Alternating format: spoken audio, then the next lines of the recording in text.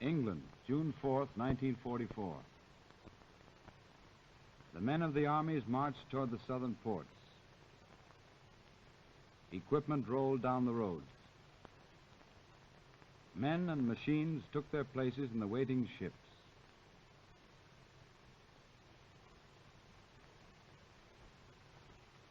The men were British, American, Canadian, some of them veterans of Africa, Sicily, and Italy, some new to battle.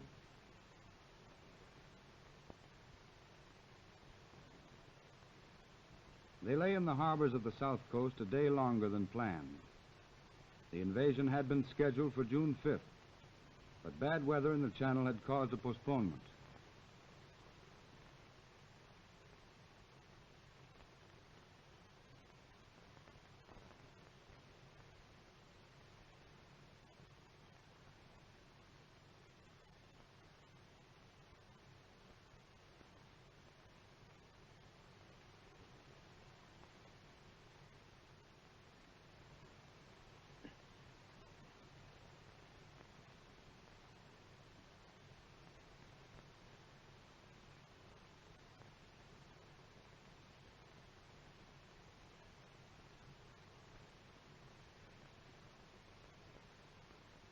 From the air, the German coastal defenses were hit by every type of Allied aircraft.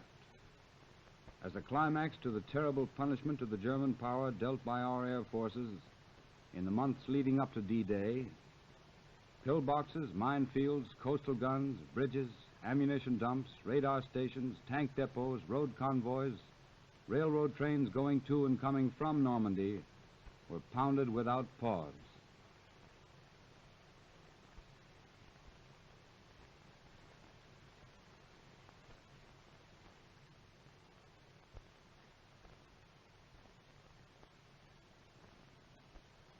The weather was still bad on the 6th, the sea promising to be choppy and dangerous. But the order was given, and the ships put out of the ports toward France.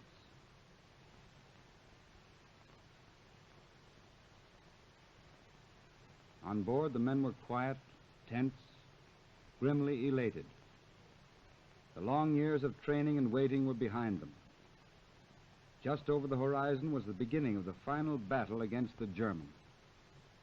They could look around them and see the overwhelming strength that had poured from the Allied docks, factories, and arsenals.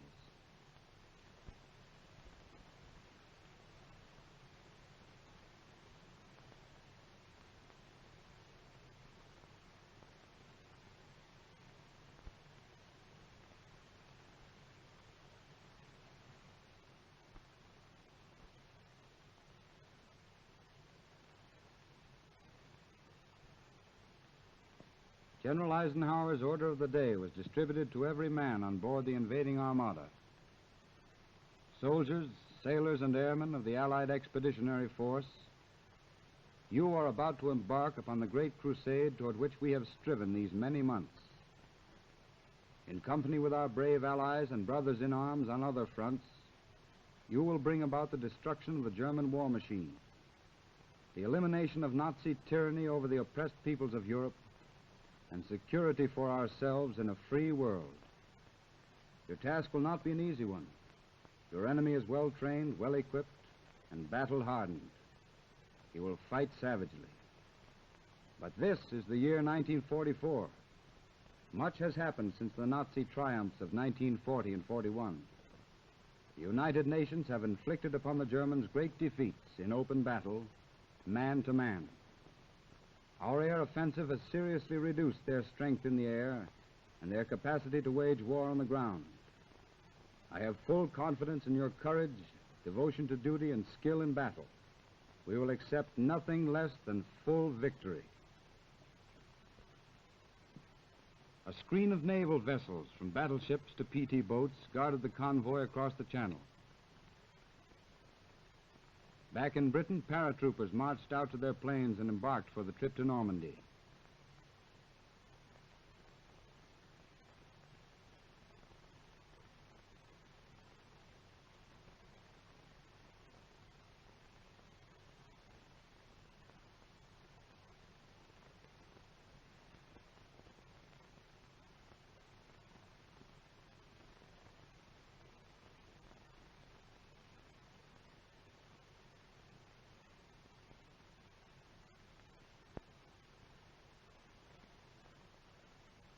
The planes took off while the invading convoys were still far from the French coast.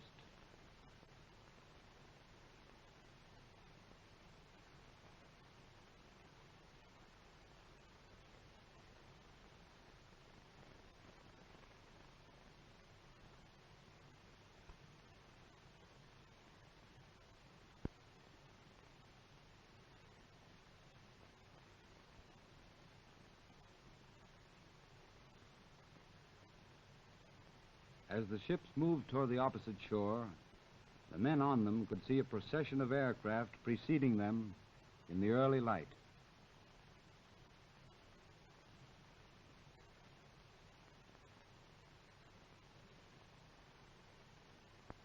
Offshore, the combined fleet swung into battle stations and marched up and down the coast, softening the surviving German installations with a murderous barrage. Our losses were not as heavy as expected.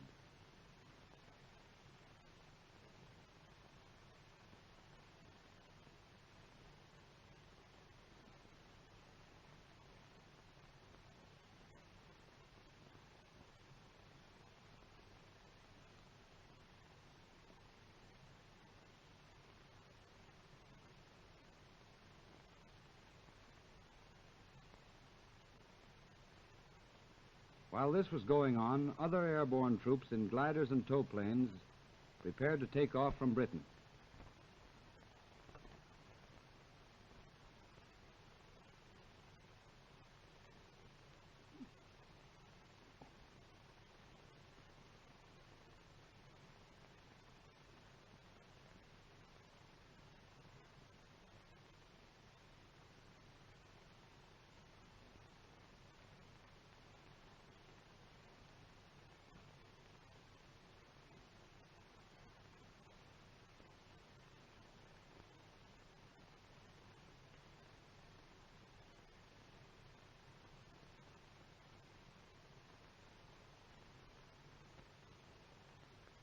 One by one, the tow planes lifted the heavily laden gliders into the sky.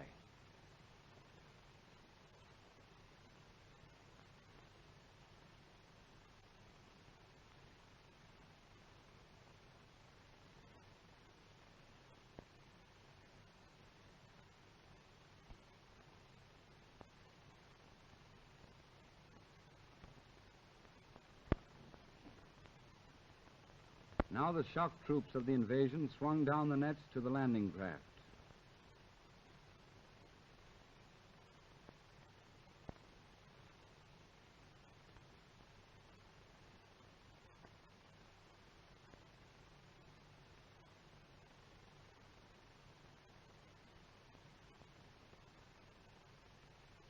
Bombers continued their assault on the beach.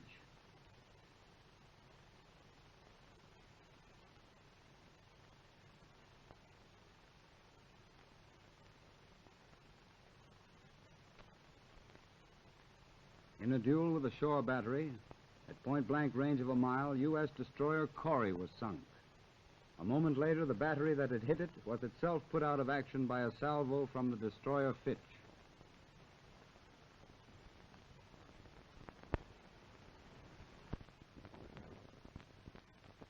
Overhead, the glider army headed toward its objective as the boats went in.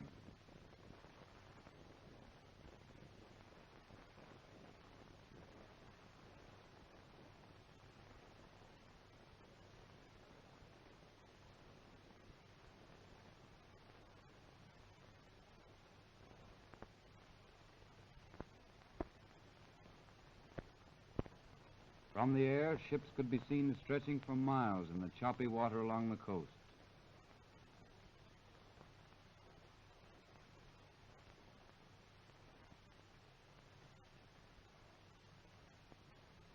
Back and forth across the channel, the air traffic continued without halt.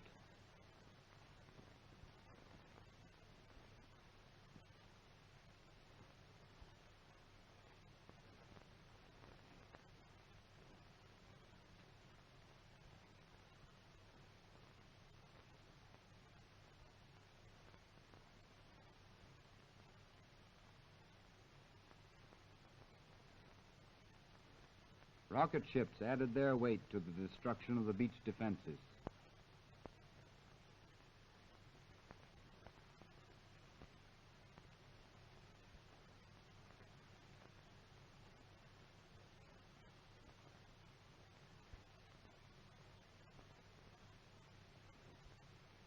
The landing craft made their drive toward shore through lanes cleared during the night by minesweepers.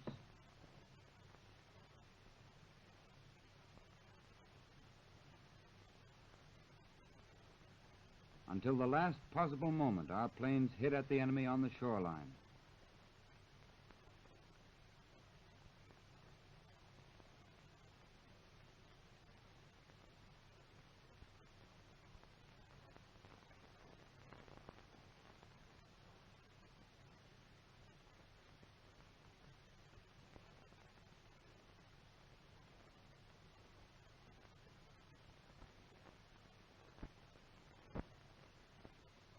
Landing craft of all descriptions negotiated the last dangerous stretch of water.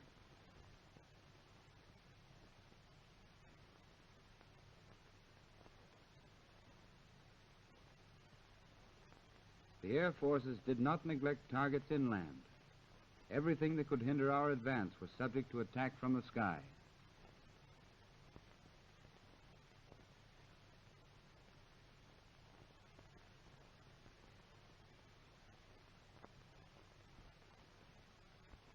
The moment when Allied soldiers were going to put foot on French soil was close at hand.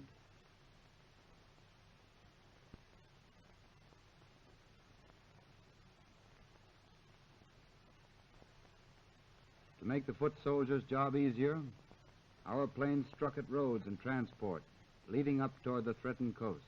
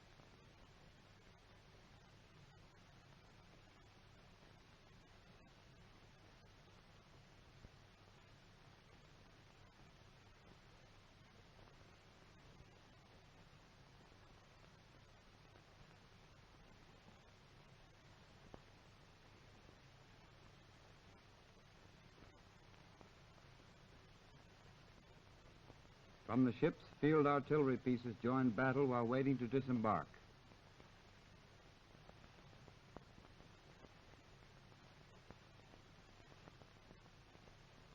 The men in the landing craft tensed for the impact of the moment when they hit the beach.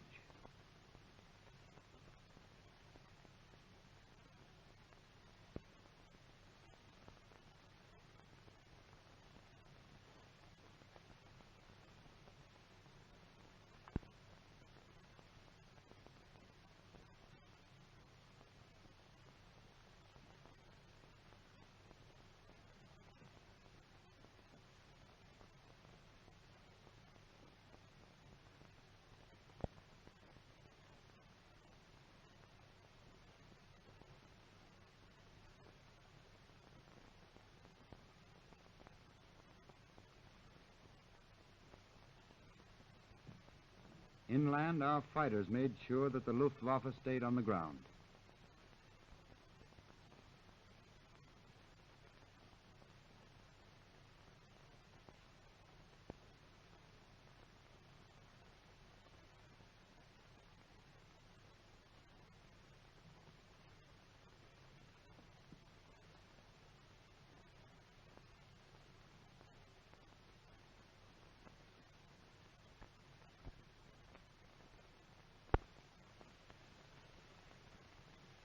A few hundred feet ahead lay France.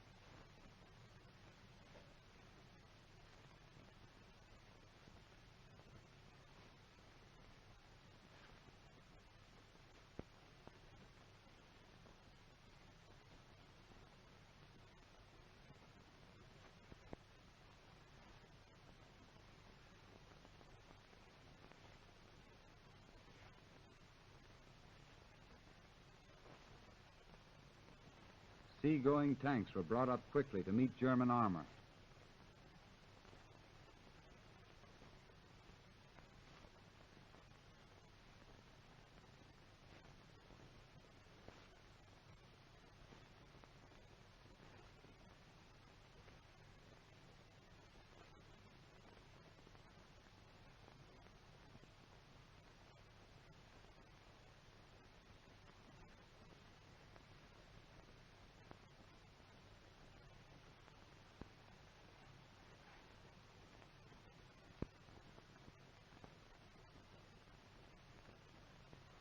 More men stepped onto the continent, into the fire of enemy guns that had survived the preliminary bombardment.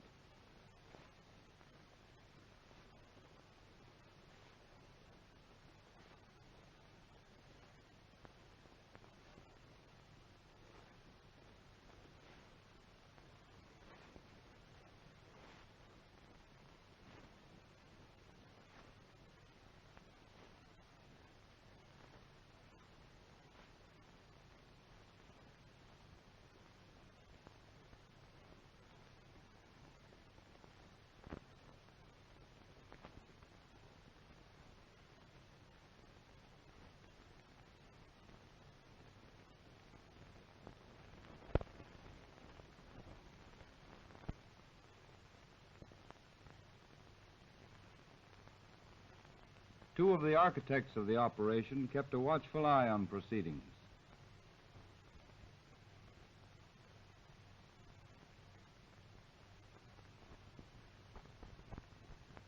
And a well-known soldier boarded a naval vessel early in the affair.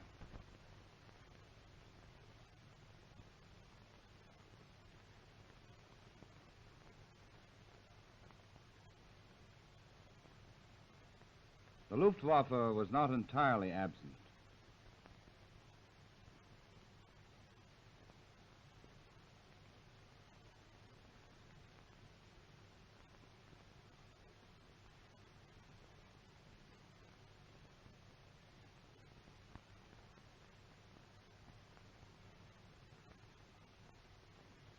Heavy supplies were landed quickly on the beaches.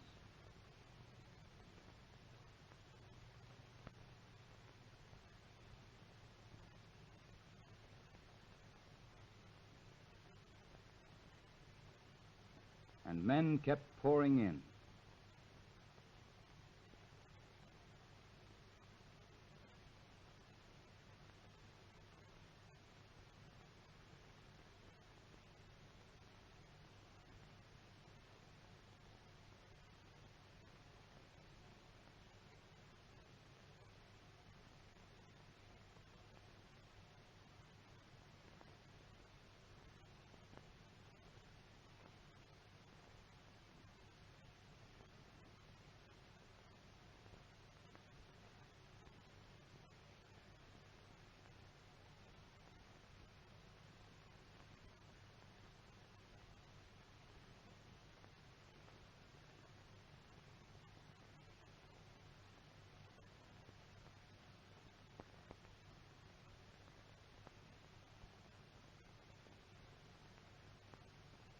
The unloading went on swiftly.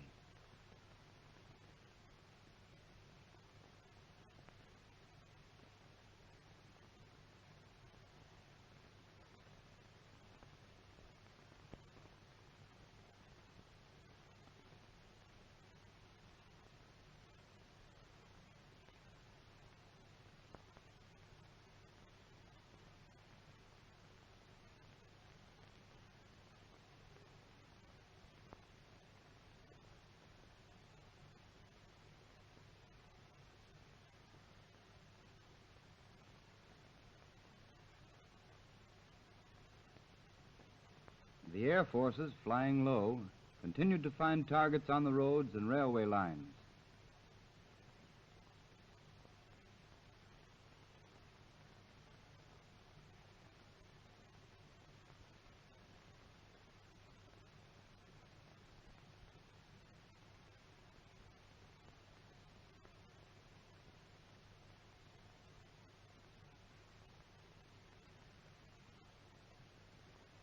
On fields inland, The gliders had landed and discharged their cargo.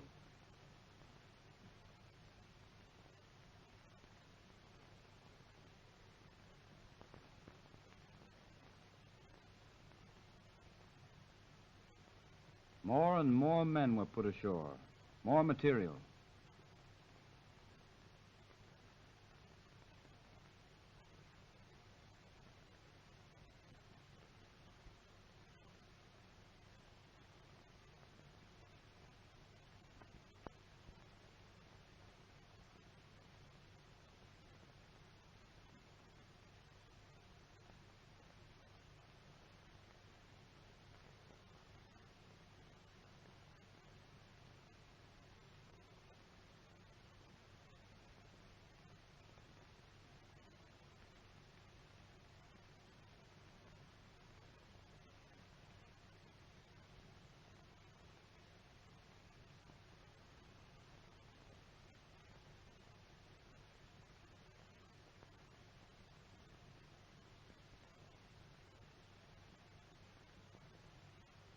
German fire brought down Allied soldiers, but others kept on.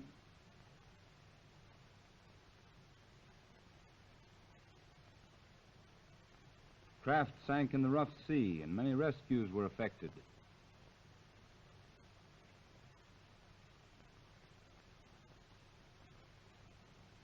Fires dotted the battlefield, but the work of securing the beachhead went on.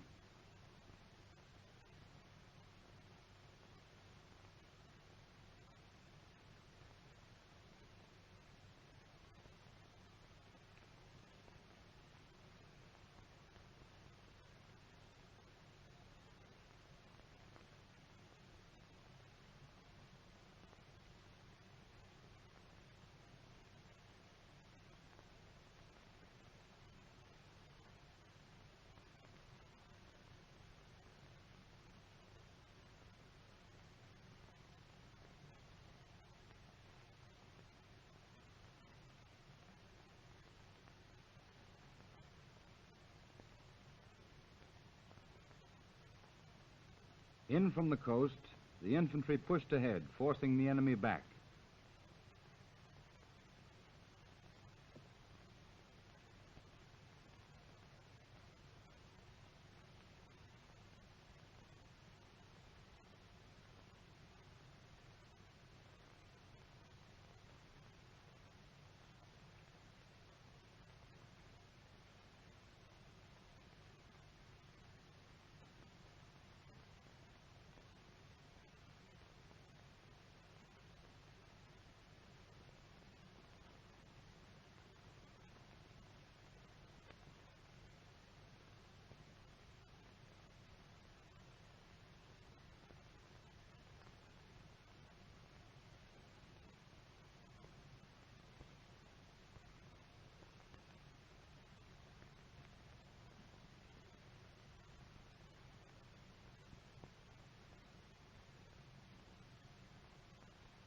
Tanks rolled up to support the advance.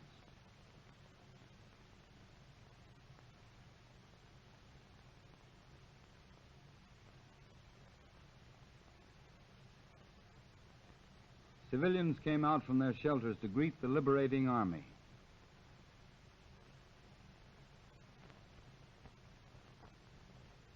Savage street fighting took place at many points.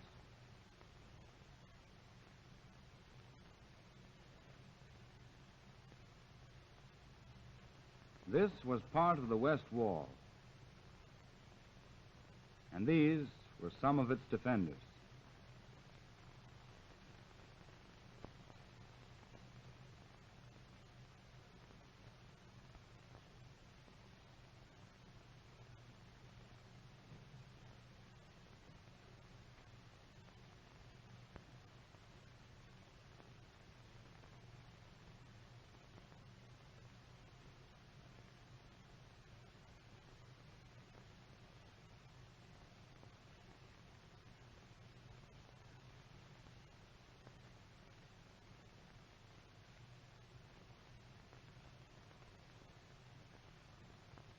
The troops worked their way in, collecting prisoners on the roadside.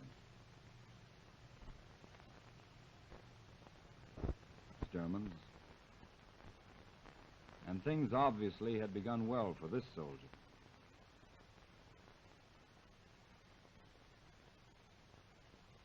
German troops seemed to come in all qualities.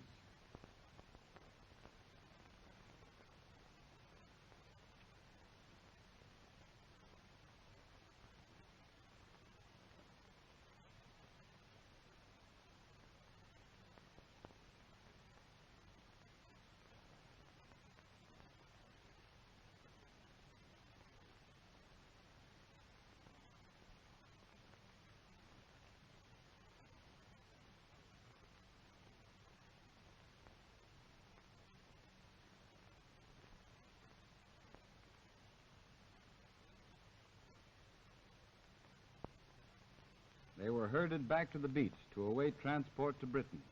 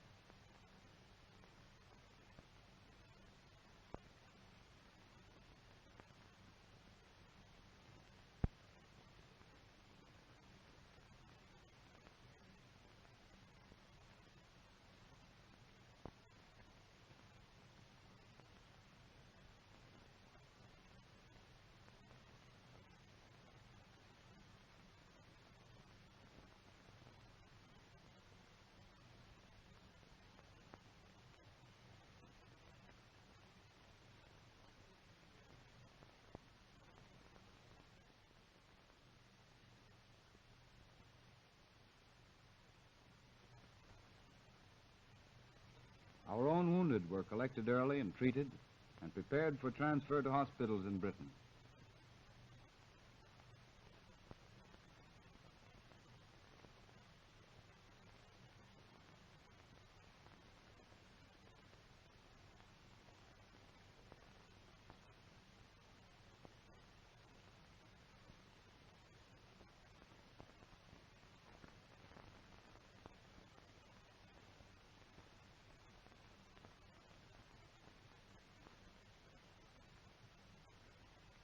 Back across the channel, survivors picked from wrecked craft in the sea were checked and cared for.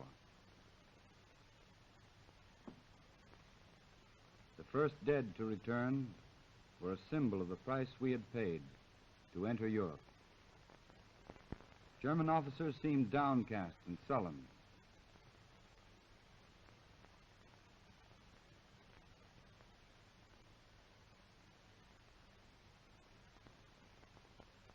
The prisoners were sent to their new homes to wait for the end of the war.